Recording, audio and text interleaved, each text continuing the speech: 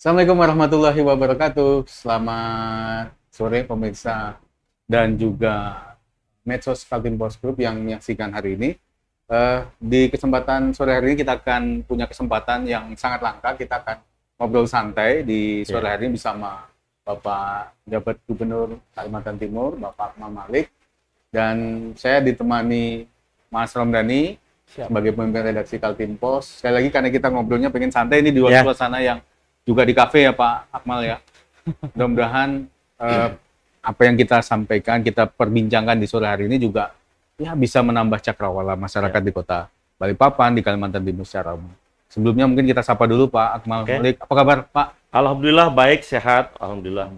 Sebelumnya kami pengen mengucapkan tidak lupa ulang tahun pemerintah provinsi yang ke-67 nih Pak Gubernur.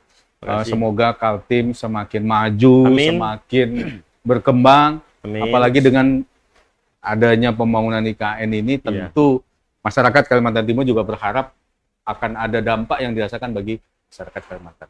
Mungkin hampir 4 bulan ini Pak Akmal menjabat sebagai penjabat gubernur di Kalimantan Timur, dan sekarang masih dalam momentum ulang tahun pemerintah provinsi yang ke-67. Mungkin kesan dulu Pak, selama hampir 4 bulan memimpin Kalimantan Timur nih, bagaimana kesan Pak Akmal Malik terhadap provinsi ini, Bu? Baik, terima kasih. Saya ini seorang ASN ya. Kami harus siap ditugaskan dimanapun, ya, seluruh penjuru Indonesia. Tentunya penugasan itu adalah perintah, dan bagi saya itu adalah amanah yang harus saya laksanakan. Nah, kebetulan ditugaskan kali ini adalah di Kalimantan Timur. Saya kebetulan berasal dari Sumatera Barat, kampung saya. Saya merasa bertugas di Kalimantan Timur itu seperti pulang kampung. Ya. Kenapa? Karena secara struktur, sosial, dan budayanya hampir mirip. Masyarakatnya religius, ya.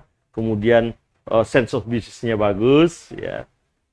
Kemudian juga ramah dengan semua pihak, semua orang, dan mungkin lebih hebatnya dari kampung saya karena di sini ada beragam etnik, beragam etnik dan menjemuk sekali, ya. Indonesia dan Mini juga. Indonesia Mini. Nah, itu yang bikin saya merasa nyaman. Artinya kita tertantang atau diberikan challenge untuk mengelola Indonesia Mini seperti Kalimantan Timur. Saya senang mendapat tantangan baru, ya. Bagaimana mengelola keberagaman, mengelola berbagai kondisi yang berbeda menjadi sebuah orkestrasi yang enak. Tugas kita adalah pelayanan publik, ya, memastikan dengan keragaman yang ada pelayanan publik berjalan dengan baik. Nah, itu kenapa saya merasa tantangannya ada, rasa homey dapat, ya, karena memang masyarakatnya juga sangat welcome sekali, ya. Hampir saya tidak mendapatkan 4 bulan pertama nih, tidak mendapatkan persoalan yang rumit lah, ya. Semua masih berjalan dengan bagus. Bahwasanya ada kekurangan-kekurangan, semua ada kekurangannya. Ya. Justru kita hadir adalah untuk mencoba bersama-sama berkolaborasi agar kekurangan-kekurangan, ketidaksempurnaan menjadi hal muhasabah bagi kita untuk kita coba benahi ke depan. Tapi secara umum, Kaltim itu jauh maju dibandingkan provinsi-provinsi lain di Indonesia. Jadi yang paling berat apa nih Pak, tantangan yang sudah dihadapi nih Pak? Ya, membangun orkestrasi antara pusat, daerah, dan kabupaten. Kita tahu Kaltim ini ada 27 juta hektar lebih luas wilayahnya. Kemudian kondisi tantangan terbaru adalah ada IKN yang di 235.000 hektar. Yang notabene mereka lagi membangun. Nah, IKN ini adalah program strategis nasional, ya. Nah, kita bertanggung jawab bersama-sama agar ini program ini selesai. Tapi ini menjadi atensi yang luar biasa dari Pak Presiden sekarang. Karena atensinya besar, butuh perhatian besar. Nah, tantangan kita adalah bagaimana mengkolaborasi teman-teman yang ada di pemerintah kabupaten, 10 kan, ada 7 kabupaten dan 3 kota, ditambah dengan OPD yang ada di provinsi, untuk bersama-sama ya membangun kebersamaan untuk mendukung IKN ini.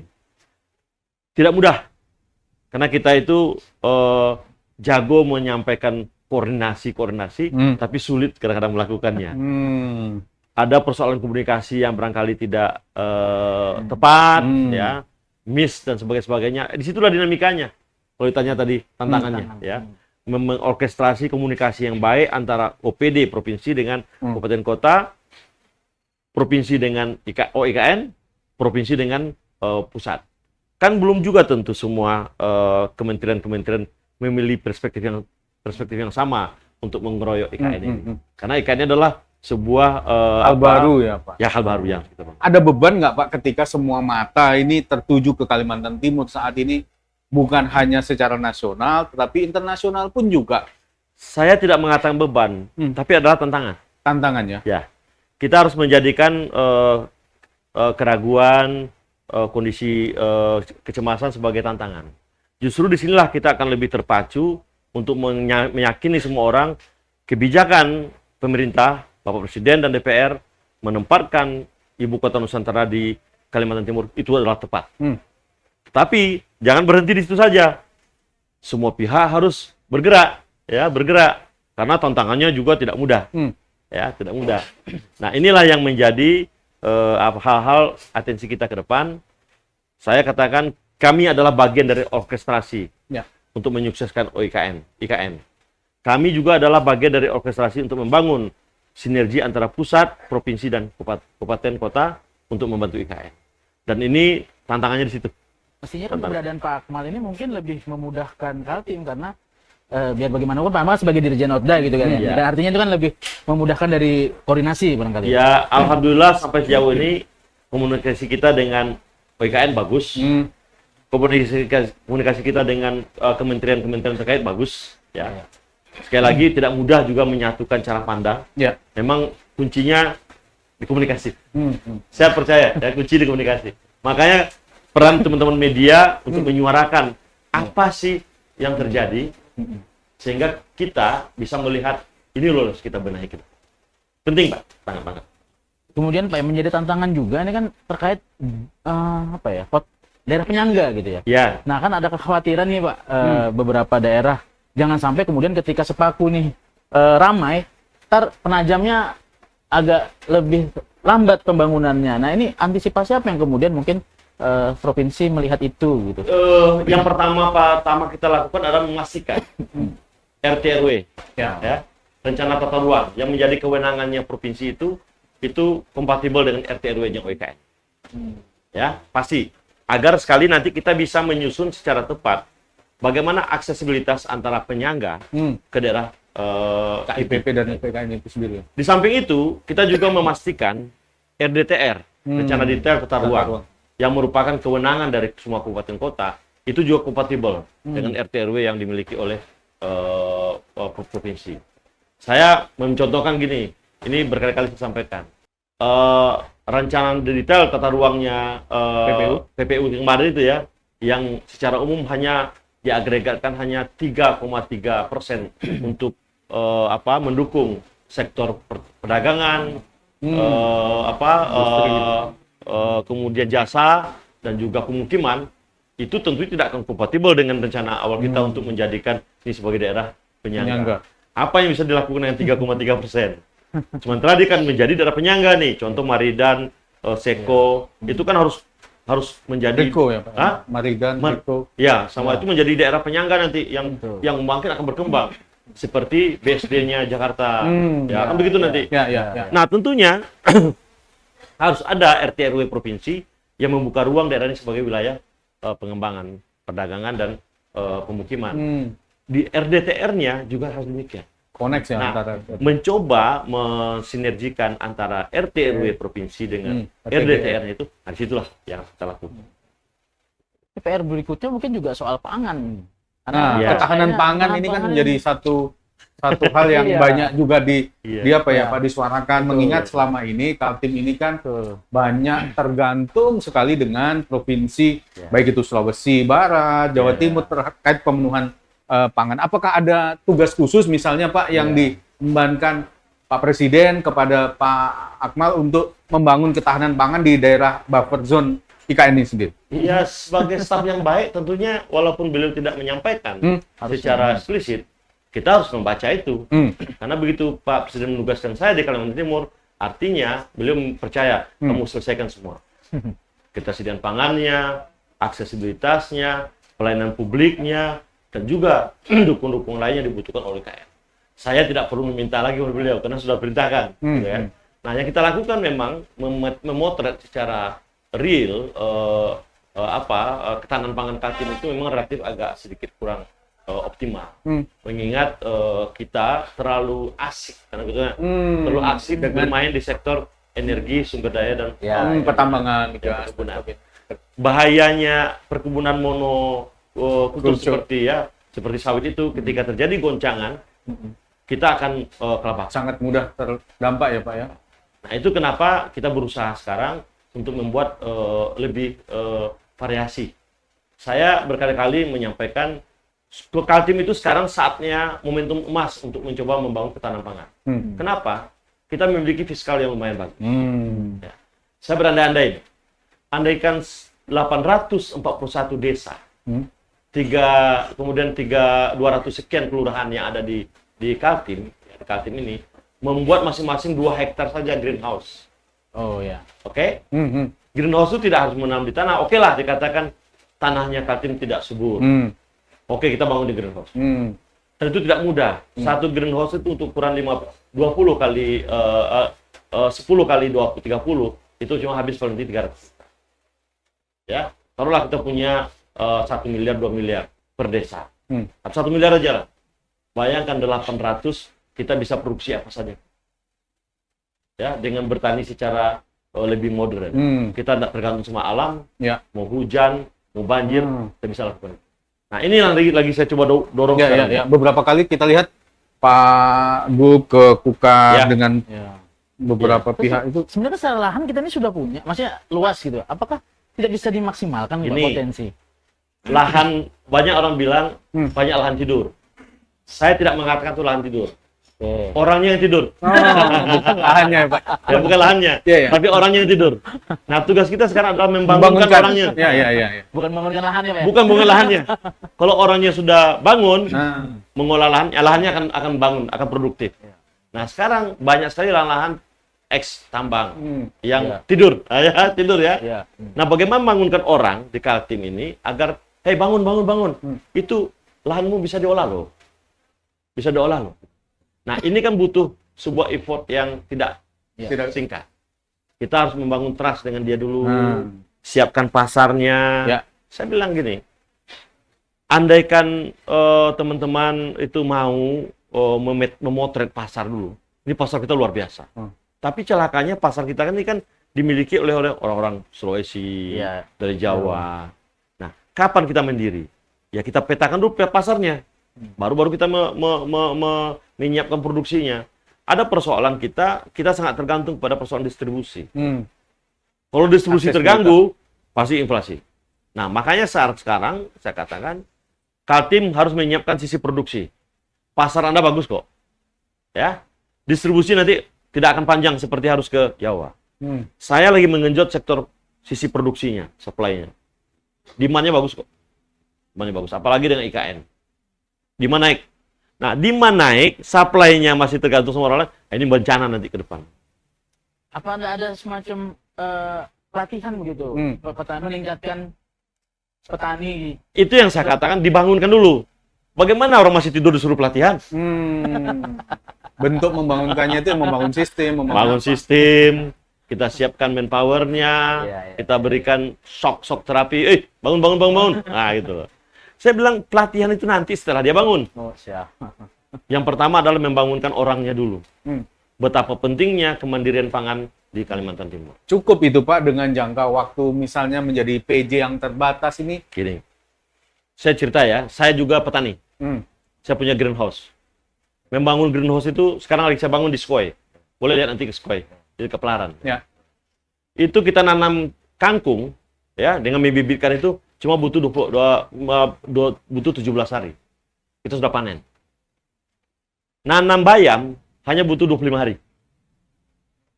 melon hanya butuh 76 hari. Pacoy ataupun roman dan sayuran lain itu hanya 31 hari. Saya 2 tahun loh, saya 1 tahun di sini.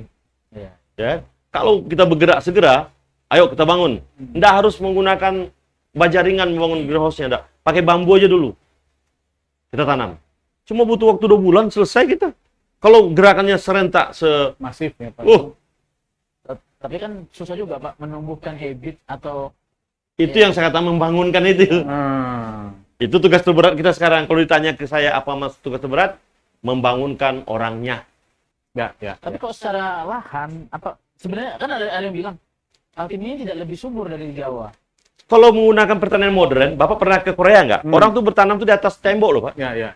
Kita tidak butuh tanah. Ya, pupuk tidak banyak. Kita cuma butuh nutrisi. Bisa dibeli bibitnya di mana? Marketplace. Bapak tinggal menggunakan handphone, beli. Saya nanam semangka, melon. Itu melon dari Rusia, Pak. Dari Rusia, Apollo, Yellow. Itu manis sekali. Nanti kapan-kapan saya ajak ke tempat saya deh. Ya. Tapi kan agak susah lagi nih Pak. Ada beberapa orang yang pengen instan. Tadinya mungkin pertanian nih, kemudian ada pengusaha datang nawarin tambang. Nah, ya. Itu di Kaltim kecenderungannya ada juga yang itu yang saya katakan makna membangunkan itu adalah menyadarkan. Saya selalu katakan belum pernah sejarahnya orang tuh kenyang makan batu bara. Kita tetap makan beras, kita tetap makan sayur, makan buah. Ya memang melalui batu bara kita bisa beli itu. Tapi kita tergantung sama orang lain. Pertanyaannya kapan kita mau mandiri? Gitu loh. Ya. Pak, selain potensi itu kan Kaltim ini juga punya banyak sekali potensi. Salah satunya mungkin kalau kita lihat, karena kalau kita lihat dalam 4 bulan ini intensitas kegiatan Pak Akmal, misalnya berkunjung ke daerah, melihat potensi wisata dan lain sebagainya ini kan juga cukup baik. Potensi wisata di Kaltim ini kan juga sangat besar. Yeah. Kita punya gugusan pulau di Derawan dan sekitarnya yang mungkin sampai sekarang belum secara optimal dikelola. Bahkan belakangan ini kan yang kita bikin sedih nih, misalnya ketika ubur-ubur di Danau Kakaban hilang itu aja, wah ini gimana Pak? Ada nggak atensi khusus Pak Akmal terhadap pengembangan potensi wisata di Kalimantan Timur? Saya melihat ada beberapa faktor yang menyebabkan potensi-potensi yang besar tadi itu tidak bisa berjalan. Pertama, kita tidak memiliki roadmap yang jelas tentang bagaimana pembangunan pariwisata, pariwisata yang berbasis alam.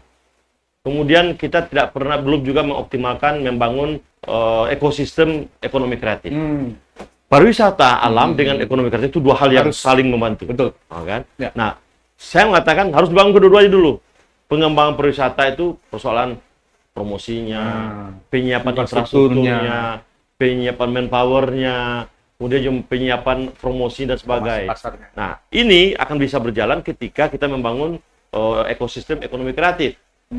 Saya percaya hanya orang-orang militan lah yang bisa membangun ekonomi kreatif. Nah, pertanyaannya kembali ke analogi membangunkan tadi itu. Sudah seberapa kuat kita membangunkan para militansi ini, kelompok-kelompok militan ini untuk bisa bangkit membangun pariwisatanya. Itu tantangan. Sekedar membangunkan saja ibarat kalau orang tidur, Pak. Ya. Disiram air sebetulnya bangun. Tetapi ketika dia bangun ternyata dia hanya melongo, ngapain aku dibangunin tadi? Ya, biar sesaat dia melongo dulu, tapi sudah disiapkan. Jarang orang begitu bangun langsung lompat tinggi, nggak pernah itu. Kecuali kucing, ya gitu. Biasa kalau orang begitu dia bangun, dia pasti agak tenang dulu. Mengumpulkan nyawa dulu katanya, Pak. Nyawa yang berserangan. Ya. Nah, baru setelah itu kita isi. Anda begini. Di situlah peran pemerintah. Disitulah peran birokrasi untuk melakukan, membuat timeline yang jelas, membuat rencana aksi yang jelas. Disinilah PR kita nanti. Memang saya bilang too short, too much. Ya. Waktu kita singkit, tapi banyak sekali persoalannya. Tapi kita tetap optimis. Baik, ya. Pak, kalau tadi kita udah ngomongin potensi, ini kita agak lebih ini lagi lah. Banyak persoalan yang sekarang masih dihadapi oleh masyarakat. Di Balikpapan ini aja Pak, orang ngeluh tiap hari soal BBM, susah cari pertalite, gas LPG, dan lain sebagainya. Terkait keluhan-keluhan yang masuk semacam ini, apa yang sudah dilakukan pemerintah provinsi dalam hal ini Pak Akmal sendiri, Pak? Oke. Kita sangat mencermati apa yang terjadi. Dinamika, orang mengatakan Kaltim itu memproduksi minyak, Ya, tapi dia kekurangan minyak. betul. Kita paham itu. Karena dibuktikan dengan panjangnya antrian di beberapa SPBU. Tetapi kita harus paham bahwasanya kebijakan migas ini kan ada kebijakan di sentral di pusat. Semua daerah, oleh karena ini adalah subsidi, tentunya daerah jatah. Minyak itu kan bukan ditambang langsung dijual, nggak begitu. Tapi kan diolah, demikian rupa, sehingga bisa dipakai. Nah, sehingga membutuhkan kos yang tinggi juga untuk itu. Nah, karena kosnya tinggi, tentunya pemerintah harus hati-hati mengeluarkan uang untuk pusat kan. Karena mengeluarkan sekian minyak BBM, pasti sekian subsidinya akan keluar. Maka produksinya akan sangat diatur sedemikian rupa. Itu diatur oleh Pertamina ya, dan juga Menteri SDM menjaga itu. Nah, kita sudah melihat, lalu kita bertemu dengan pihak-pihak. Saya sudah bertemu dengan BPH Migas, sudah bertemu dengan Patra Niaga, sudah bertemu dengan Dirjen Migas, sudah bertemu juga dengan Komisi 7, sudah bertemu juga dengan Ketua MPR. Malah, memang kebijakan secara nasional ada kuota yang diberikan pada daerah. Karena kalau tidak di kuota, pastinya beban subsidi kita akan naik luar biasa. Nah, Kaltim mendapatkan kuota sekian, saya nggak tahu jumlahnya berapa. Persoalannya yang menjadi pikiran kami di pemerintah Provinsi Kaltim adalah Kaltim ini berbeda dengan daerah lain. Di sini itu ada satu program strategis nasional namanya IKN yang membutuhkan banyak kendaraan-kendaraan yang membutuhkan BBM. Ya, tentunya akan terjadi demand yang berlebih. Nah, saya sudah tanya ke Patra Niaga, apakah kuota kita bertambah nggak? Belum bertambah. Oh, belum. Oh, tahun ini belum. Belum kemarin ya, tahun ini saya cerita. Ya, belum. Kemudian belum lagi persoalan tambang. Ya, pertambangan. Pertambangan yang masif tentu membutuhkan minyak untuk pergerakan itu. Ini juga menjadi sebuah kondisi. Walaupun pada akhirnya tambang itu nanti memberikan kontribusi ke pusat. Tetapi realnya, hak-hak masyarakat itu akhirnya tersedot oleh sektor pertambangan, industri, pembangunan program strategis nasional.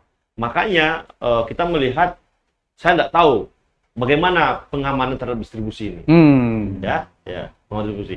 Nah, kita tanya ke teman-teman di kami pusat, ya kan ada kuotanya Kaltim yang belum habis.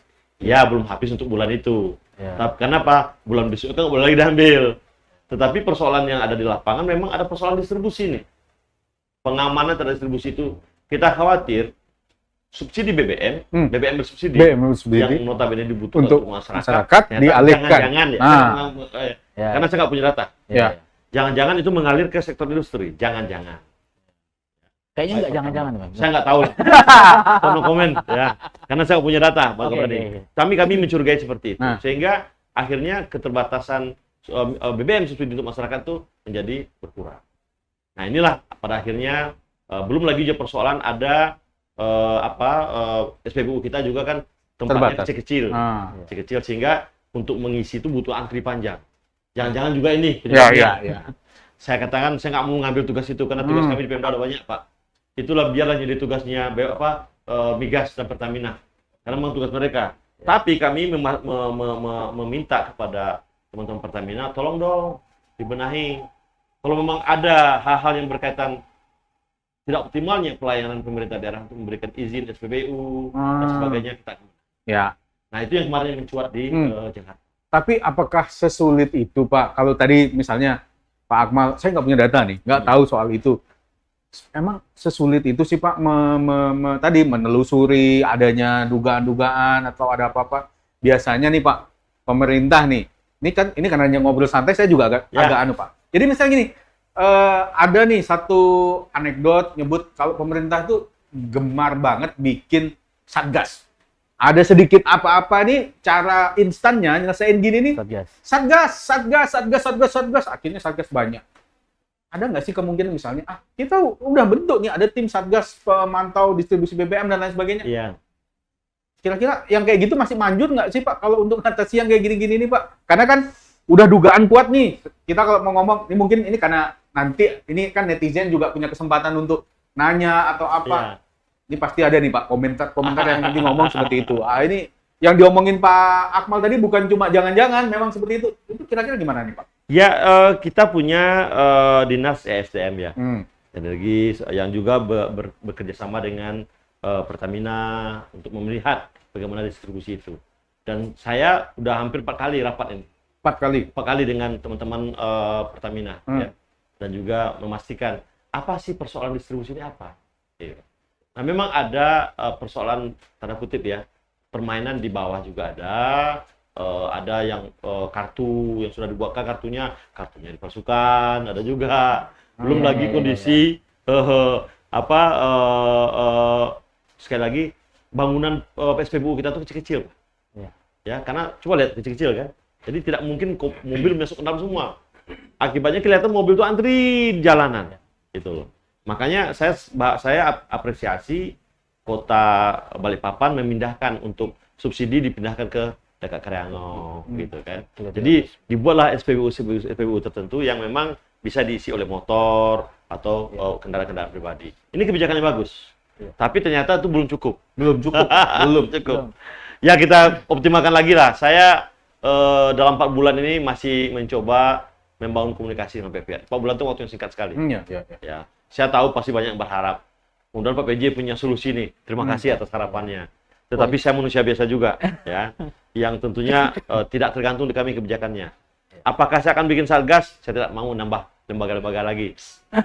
Yang kita perkuat adalah komunikasinya. Ya. Saya meyakini dengan komunikasi yang baik, insya Allah bisa. Kami juga sudah terus berkomunikasi kok. Mudah-mudahan kita berharap nih, di harapan kita ya, ada penambahan kuota. Ya. Kemudian ada pengawasan yang tepat terkait dengan distribusi minyak yang subsidi. Sehingga tidak bocor. Nah, itu aja 2 itu. Karena kalau kuotanya ditambah, ternyata bocor lagi. Yes, podoae. Tapi kita tuh sebenarnya bersemangat tuh Pak, begitu Bapak bilang, wah ini kita harus ada satgas pemantau SPBU nih. Nah itu sebenarnya, wah ini bisa mengawasi persoalan solar yang ternyata tidak tepat sasaran itu Pak. Sebetulnya fungsi-fungsi pengawasan itu adalah domainnya Pertamina. Kita cuma memberikan dukungan saja. Ya, kalau mungkin teman-teman Pertamina beranggapan kita butuh bikin satu satgas, ayo kita bikin. Tapi bukan dari kami. Tentu dari karena fungsi pengawasan dari mereka.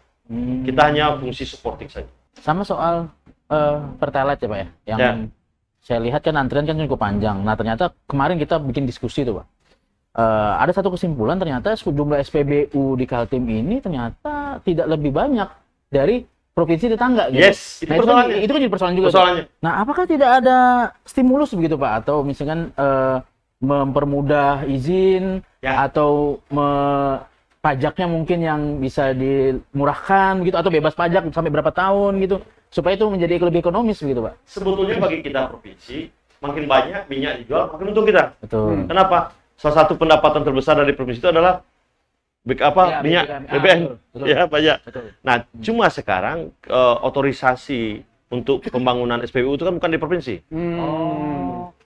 Itu kan ada di kabupaten. Kabupaten. Nah, inilah yang saya katakan kita harus bersama-sama dengan pemerintah kota untuk memberikan ruang agar dibangunnya SPBU yang representatif. Memang kita memahami kembali ke tata ruang, kembali ke laptop nih, ke cerita awal tadi. Ya, adakah tata ruang yang tepat ya untuk khusus distribusi minyak itu? Kalau sekarang kan tidak bertumbuh saja, siapa yang punya uang, punya tanah, bangun SPBU-nya, kayak gitu ya. Nah kita ingin ada RDTR yang tepat terkait dengan persoalan distribusi terhadap BBM, sehingga pelayanan kepada masyarakat oleh teman-teman Pertamina yang notabene punya otoritas itu bisa berjalan baik. Ini butuh kolaborasi. SPBU-nya itulah kewenangannya di kabupaten kota untuk memberikan perizinan, ya. Nanti provinsi nanti juga mempush, nanti sehingga secara teknis itu didorong oleh teman-teman dari Pertamina. Ya, tadi Pak ya, kalau kuota ditambah, diawasi, paling tidak. Distribusinya diawasi. Bisa. Sebenarnya kalau secara kuota di Kaltim itu mestinya cukup. Cuman karena mungkin jumlah SPBU yang terbatas, akhirnya disparitas harga juga yang juga terbilang lumayan jauh, akhirnya itu. Nah cuman beberapa SPBU Pak, nozzle-nya kan kemarin kan juga tidak semuanya melayani Pertalite. Nah, ketika misalkan melayani Pertalite, beberapa melayani Pertalite, akhirnya ya ini. Ya, harus dibuka SPBU baru. Pertanyaannya Ya, itu ya, berikan ruang kepada private sector. Hmm. Ya, nggak mungkin dong pemerintah berbisnis. Betul. Pemerintah nggak boleh buka SPBU. Ya. Ya kan? Apalagi pemerintah provinsi. Nah, silakan private sector untuk melakukan membuka. Tapi sekali lagi, pemerintah kabupaten dan kota harus punya RDTR yang jelas. Karena ini membuka SPBU ini kan tidak bisa sembarangan. Ya. Nggak mungkin loh dekat warung orang jualan itu buka SPBU, nggak mungkin. Karena ada persyaratan-persyaratan khusus. Nah, pentingnya menyusun rencana detail tata ruang untuk hal seperti ini, itu yang harus kita optimalkan. Pak, kira-kira berani nggak Pak ya kalau melaporkan penyalahgunaan? Katakanlah mungkin melakukan investigasi, kemudian solar itu digunakan oleh yang Bapak bilang tanda kutip, kemudian melaporkan Gini. ke polisi Pak. Kita tentunya tidak boleh keluar dari wewenang yang kita punya. Ya, kewenangannya penegakan hukum itu ada di para penegak hukum. Pemerintah daerah kan tugasnya pelayanan publik. Kita fokus ke pelayanan publik aja. Kita nggak boleh jadi penegak hukum, Pak. Itu biar ranahnya penegakan hukum. Kalau ternyata distribusinya tidak tepat, ada indikasi pelanggaran terhadap, ya biarlah penegak hukumnya bekerja.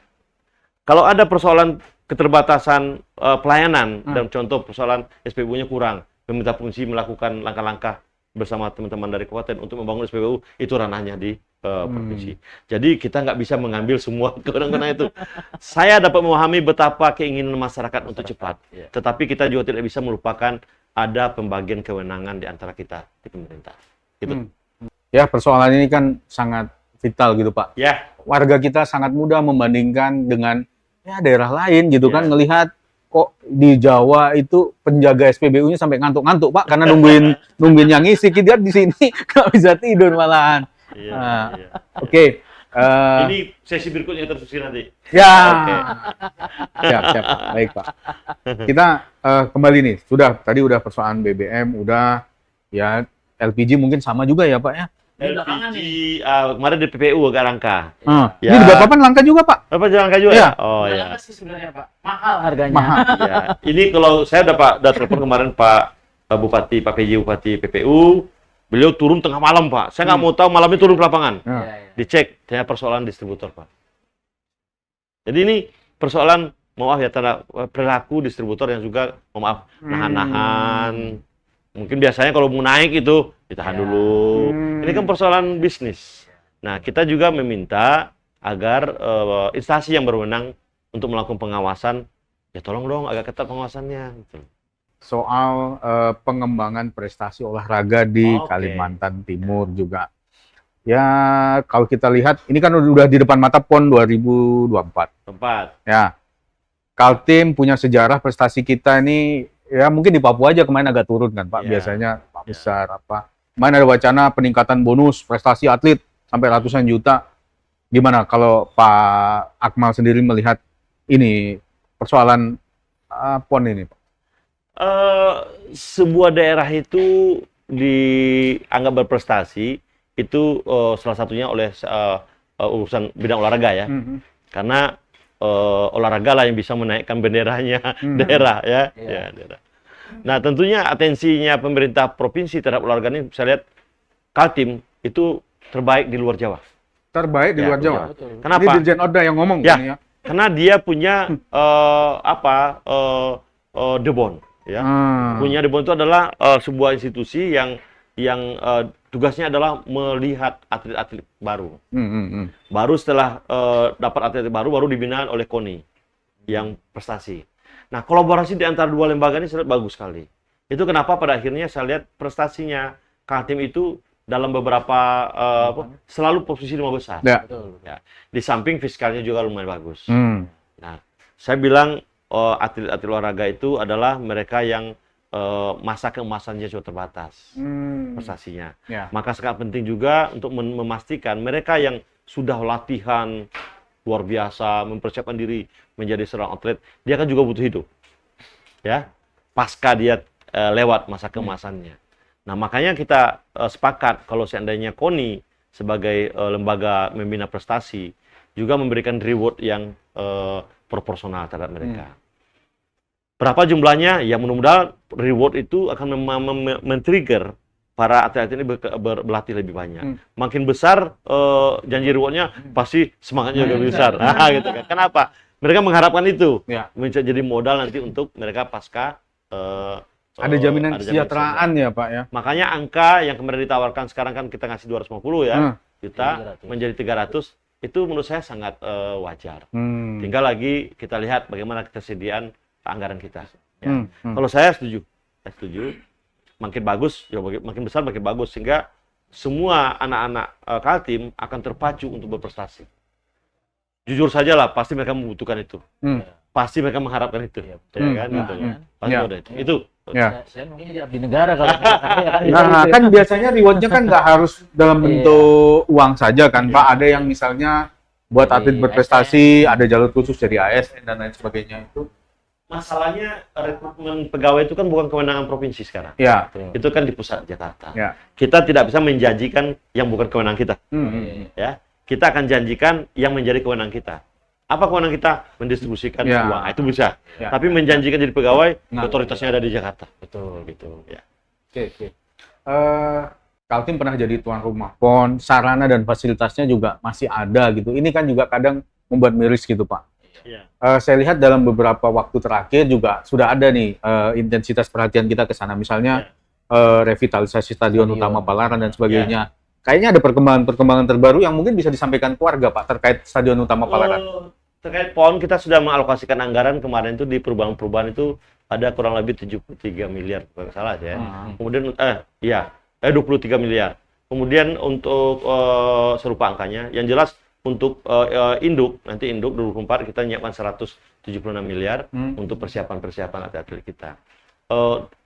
Kemungkinan juga itu di luar bonus yang akan kita siapkan. Tapi saya angkanya nanti belum pasti. Tetapi intinya kita juga mempersiapkan beberapa venue tempat mereka latihan. Ya, jangan seperti Benjamin nanti latihan tidak pernah, makanya tidak pernah juara. Makanya menyiapkan tempat-tempat latihan itu penting juga gitu loh. Jangan sampai latihan karena tidak representatif tempat latihannya tidak pernah mendapatkan prestasi. Kita cukup banyak punya venue untuk latihan. Kita punya Patakan, kita punya Sigiri, kita punya Sempaja, Kadrioning, kita juga punya Palaran. Palaran ini yang sekarang kita coba akan kembangkan karena cukup lama mangkraknya. Ya. Memang inilah sebuah kondisi yang menggambarkan, mohon maaf sekali lagi saya harus katakan, kerisauan saya di Kaltim, persoalan aset. Kita dulu tidak pernah peduli persoalan membangun aset. Aset ini harus dibangun dari tanah kita lah. Tapi kalau asetnya provinsi dibangun di tanah kota, itu bermasalah. Karena harus berikutnya pemerintah provinsi nggak bisa lagi mengembangkan. Karena apa? Itu bukan tanah kita. Tidak dihibah. Kenapa begitu? Nah, itulah yang sekarang kita lakukan. Saya kemarin sudah bertemu dengan Pak Andi Harun, Pak Wali Kota. Kita bicara empat mata. Saya senang sekali bicara orang satu ini bagus dan logisnya kuat. Kalau aset-aset ini kita tidak benahi, ini akan jadi beban bagi pemimpin-pemimpin berikutnya. Saya berusaha dalam waktu yang singkat saya bertugas di sini, kita selesaikan beberapa aset, utamanya mungkin Palaran. Saya menawarkan kemarin sama beliau, ayo kita hibah yuk. Jangan tukar guling. Tukar guling nih hitung angka-angka nanti. Tapi kalau hibah boleh. Kenapa? Pemerintah kabupaten boleh menghibah pada provinsi. Oh, boleh ya, Pak. Provinsi boleh hibah. Nah, saling menawarkan. Hitunglah, lakukan appraisal. Berapa kota punya aset, ya kan? Lalu berapa provinsi punya aset? Nanti yang sama-sama ditemukan. Jangan hitung untung ruginya. Tidak boleh begitu. Yang perlu dihitung adalah bagaimana manfaatnya bagi masyarakat. Ya. Nanti kita hibahkan kepada kota juga hibahkan kepada provinsi. Selesai. Sehingga kita bisa membangun secara lebih baik di sana. Sekarang kami tidak bisa membangun di Palaran. Kecuali bantuan. Kenapa? Itu lokasi asetnya pemerintah kota. Kadang-kadang kota juga bisa membangun. Itu tempatnya karena itu aset provinsi.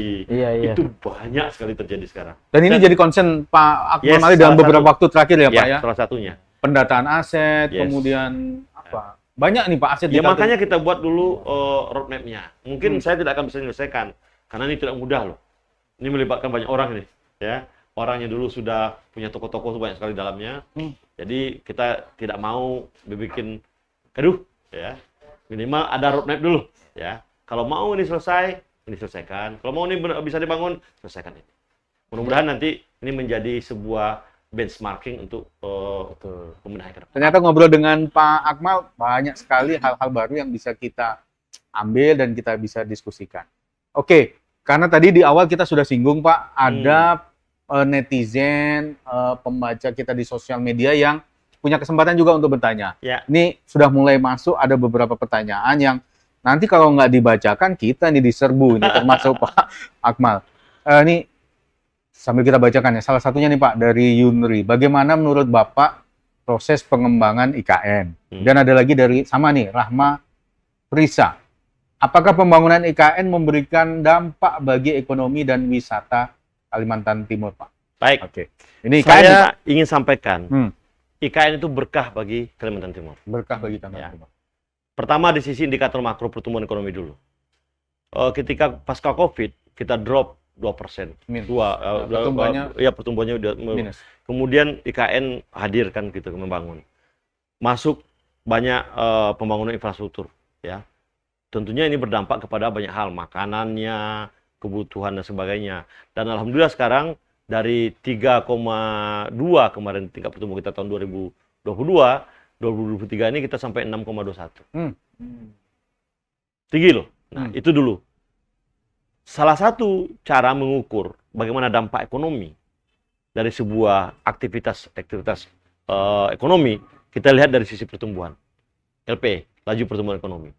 Kemudian juga kita lihat seberapa bagus berkurangnya angka pengangguran kita. Dilihat juga seberapa bagus IPM kita naik.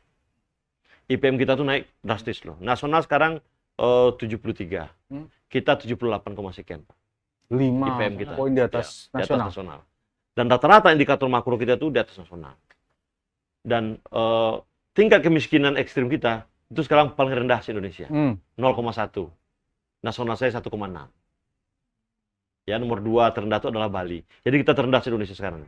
Ya. Apa yang kita dilakukan? Ini karena banyaknya masuk proyek-proyek nasional. Kemudian kita bisa mengkolaborasi dengan baik CSR perusahaan-perusahaan yang ada di Kalimantan Timur untuk membantu kelompok-kelompok miskin itu. Kita punya program memperbaiki rumah, penyediaan jamban. Ini berkontribusi sekali terhadap naiknya indikator-indikator makro yang kita punya, IPM-nya, kesehatannya, dan juga kemiskinan ekstrim. Jadi saya mengatakan IKN adalah berkah bagi Kalimantan Timur. Makanya saya ingin mengajak kita bersama, ayo kita dukung IKN terus berjalan. Terlepas dari politis. Saya bukan orang politik, saya seorang teknokrasi, ya, teknokrasi. Ini sudah keputusan politik, ya. Bahwa saya ada undang-undang nomor 3 2021, kemudian kemarin undang nomor 23 2022 ya, 21 2023 yang mengatakan pembangunan IKN itu sudah menjadi keputusan politik bersama. Jadi nggak perlu ada keraguan lagi, ya. Yang perlu dilakukan adalah bagaimana sumber daya SDM yang ada di Kalimantan mengupgrade diri. Ya. Jujur nih. Sekarang pembangunan fisik, dibutuhkan tukang-tukang bersertifikasi, dibutuhkan tenaga-tenaga yang memiliki pemahaman tentang landscape dan sebagainya. Pertanyaannya, sudah tersedia belum di kita? Untuk mengaduk semen aja tuh butuh sertifikasi khusus, ya kan? Nah, jangan sampai karena yang siap daerah lain, kita akhirnya ayam mati di lumbung padi. saya mengatakan akhirnya kita di penonton, bukan gitu, jadi penonton. Nah, itu yang harus kita lakukan. Saya meminta ke Dinas Tenaga Kerja, Anda siapkan dorong pendidikan vokasi. Sudahlah, kita punya Kaltim beasiswa Kaltim tuntas. Itu hanya banyak lebih mendorong kepada degree, Pak. Saya satu sisi apresiasi program beasiswa ini mampu meningkatkan IPM kita, Pak. Hanya sekali lagi ketika kita membutuhkan tenaga-tenaga terampil untuk bekerja, kita tidak siap karena vokasi kita ketinggalan. Nah, itu kenapa saya sekarang lagi dorong latihan BLK, fokus kepada sertifikasi. Sertifikasi ya, Pak? Ya, sertifikasi. Kampus-kampus juga mulai Harus didorong seperti itu. Kenapa? Saya mau tanya kepada perusahaan-perusahaan bekerja, Anda butuh apa sih? Kemarin ada satu perusahaan yang bergerak di bidang pertambangan datang ke saya. Pak, kami kesulitan mencari tenaga-tenaga yang memiliki kualifikasi sesuai dengan kebutuhan pertambangan kami. Berapa jumlah tenaga kerjamu? Pak, hampir 12.000, Pak. Berapa dari luar? Ya banyaklah dari luar, Pak. Lebih besar dari luar. Kenapa? Tidak tersedia tenaga-tenaga sertifikasi itu. Nah, ini tantangan Kaltim ke depan. Saya jujur ingin mengajak siapapun nanti, baik pemerintah provinsi, kabupaten, doronglah tenaga-tenaga kerja yang bersertifikasi. Karena ini yang real yang dibutuhkan oleh di dunia kerja. Kita punya banyak perusahaan yang masuk. Sayangnya tenaganya dari luar. Kenapa? Kita tidak punya tenaga kerja bersertifikasi. Kalaupun ada, jumlahnya tidak memadai. program studi juga kadang-kadang beberapa program tinggi di Kaltim juga terbatas juga yang dibutuhkan di Nah, sini. ini kita nggak mau mencari salah siapapun, Oh. ya. Artinya ke depan, ayo dong kita lebih bagus mendorong Ya. tenaga kerja bersertifikasi. Apalagi kalau kaitannya dengan IKN, IKN ini kan tidak hanya berhenti di 2024. Itu Sampai mungkin yang 2045, Pak. Nah, ini Pak. Panjang ini. Jadi kan ada pandangan bahwa IKN ini diubah-ubah, diburu-buru itu hanya untuk 2024. Enggak. Ya. Salah. Ini perjalanan panjang. Nah, Pak Presiden berkali-kali mengatakan pembangunan ini step by step. Kebetulan kita besok ngejar karena ingin upacara bersama di sana dulu. Ya. Itu yang dikejar sekarang. Tetapi pembangunannya akan terus. Nah, panjang itulah yang jadi berkah bagi Kalimantan Ya, Timur. berkah Pak, lapangan pekerjaan terbuka. Pak Presiden hampir tiap bulan sekarang melakukan groundbreaking. Artinya banyak yang investasi. Pertanyaannya dari mana tenaga kerjanya? Kemarin saya di-challenge, Pak kami bangun rumah sakit internasional. Nanti kami butuh dokter spesialis. Kita siapkan sekarang. Saya sekarang Pak kalau masuk ke meja saya ada dokter-dokter itu mengajukan spesialis. Yes, saya iakan semua Pak. Nggak ada satu pun. Baik dengan biaya sendiri ataupun dengan beasiswa. Sekarang sekolah dulu. Sekolah semua. Kenapa? Sebentar lagi IKN membutuhkan banyak sumber daya Itu manusia. saja udah berapa rumah sakit internasional ya Pak? Berkah. Macet juga sih, Pak. Macet itu kan cuma fisiknya saja, tapi untuk memperlancar. Tapi macet itu indikator kemajuan Kemajuan pembangunan semua. Pak. Iya. Ya, Tanda Nah. ekonomi menggeliat, Pak. menggeliat. Jakarta itu dikatakan normal kalau macet. Ya. Ya, kenapa? Karena ekonomi bergeliat. Dulu ketika COVID sepi, Orang karena bingung ekonomi nggak malah, jalan kan. Waduh, kayak kok nggak ada apa-apa ya. Begitu macet, alhamdulillah. Ini berarti ekonomi bergerak lagi. Tinggal bagaimana. Harus bikin macet daerah-daerah. jangan. Bukan berarti seperti itu. Ini kan pesan tata kelola Ya. transportasi. Artinya saya minta kepada pemerintah kota, ya baik kota Balikpapan ya, mungkin perlu dibuat terobosan-terobosan jalan-jalan seperti dilakukan oleh maaf ya Pak Andi Harun itu di Samarinda. Oke. Beliau membuat terowongan itu ya untuk mengatasi macet yang tadi nyenggol sedikit rumah sakit Islam itu loh. Nah, itu. Iya. Bagi saya masa nyenggol sedikit aja nggak boleh, orang swasta aja boleh, masa kita pemerintah sama pemerintah nggak boleh dong gitu loh kan. Jadi disinilah kedewasaan kita untuk mengedepankan kepentingan masyarakat di atas kepentingan segalanya itu. Sebetulnya kan ada Pak rencana-rencana dulu misalnya ada proyek Kustarut. Itu kan sebetulnya bagian dari solusi-solusi mengatasi persoalan. Hanya saja mungkin kita nggak tahu tuh sumbernya di mana atau apa ya kita nggak Gini, kalau ingin menyelesaikan persoalan-persoalan itu dengan baik, tahu. lepaskan kepentingan pribadi, lepaskan kepentingan politik kelompok, lepaskan semua. Kedepankan kepentingan masyarakat dan pelayan publik. Itu selesai. Tetapi Anda masih disendera oleh kepentingan-kepentingan personal Anda, kepentingan-kepentingan kelompok Anda, kepentingan politik-politik tentu Anda tidak akan bisa mengambil keputusan yang tepat. Apakah ini seorang dirjen yang bisa ngomong gitu, Pak? Seharusnya kepala daerah bisa ngomong seperti itu juga. Semua kepala daerah bisa ngomong seperti itu. Ya. Kenapa? Begitu Anda dilantik, Anda itu adalah petugas rakyat.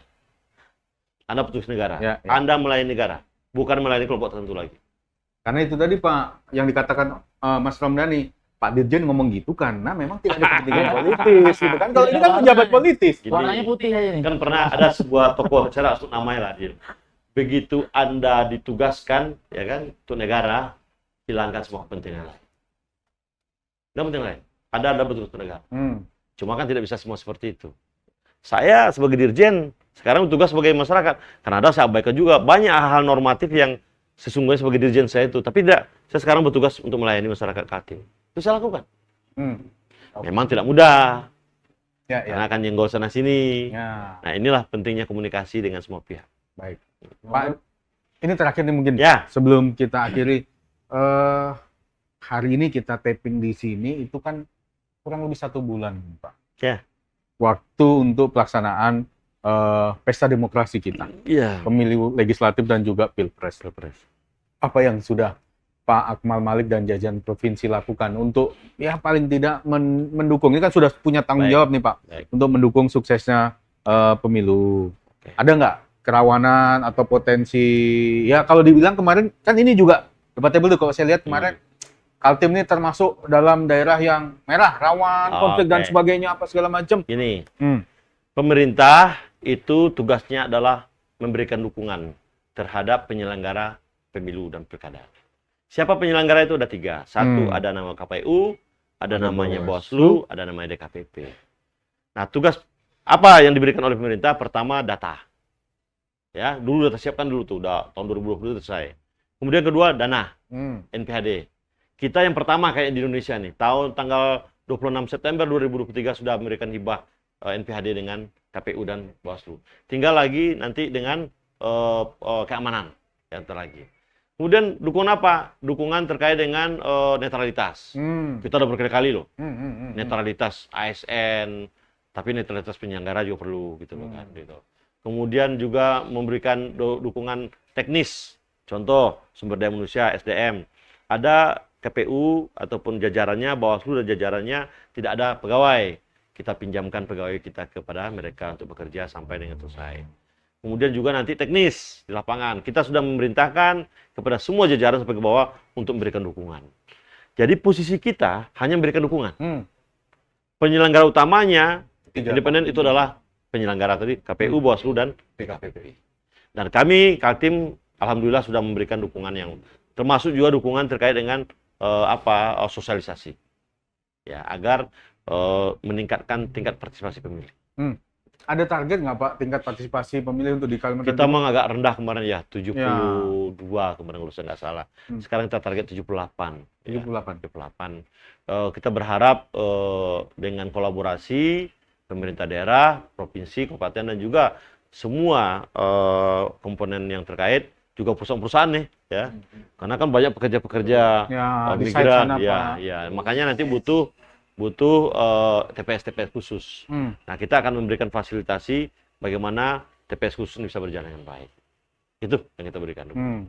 Dan kita berharap sekali lagi ini kesempatan bagi seluruh masyarakat Kalimantan Timur untuk memilih pemimpin yang sesuai dengan harapan Anda.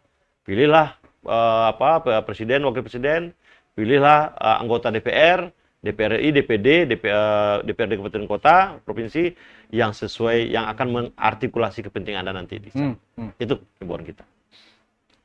Dan sejauh ini aman, lancar. Alhamdulillah, itu yang saya senang di Kaltim ini, karena masyarakatnya sangat paham dengan kondisi-kondisi seperti ini, dan juga tidak terlalu hingar-bingar lah. Ya. Tapi indeks kerawanan kemarin termasuk yang tinggi, Pak. Tingkat kerawanan itu penyebabnya adalah persoalan rendahnya tingkat partisipasi. Kerawanan itu karena banyaknya perusahaan-perusahaan. Kedua, kita punya remote area yang cukup banyak. Ya. Di seperti Mahulu. Daerah pedalaman perbatasan. Itu yang menjadi penyumbang kemarin tingginya tingkat kerawanan itu. Tingkat partisipasi. Karena mohon maaf, pekerja migran kan banyak di sini. Ya. Karena banyaknya proyek-proyek strategis di Kalimantan Timur, banyaknya perusahaan-perusahaan sehingga mengundang orang-orang luar datang ke sini. Itu yang menyebab salah satu rawan. Rawan kenapa? Ketika pemilu mereka pulang kampung, ini itu penyebabnya. Jadi bukan karena potensi konflik, potensi dan sebagainya, Pak ya. Presiden DPR memilih Kalimantan Timur sebagai IKN karena kita memiliki potensi keamanan yang paling bagus. Kita negara majemuk, tapi kita sangat toleran, ya, Kaltim itu.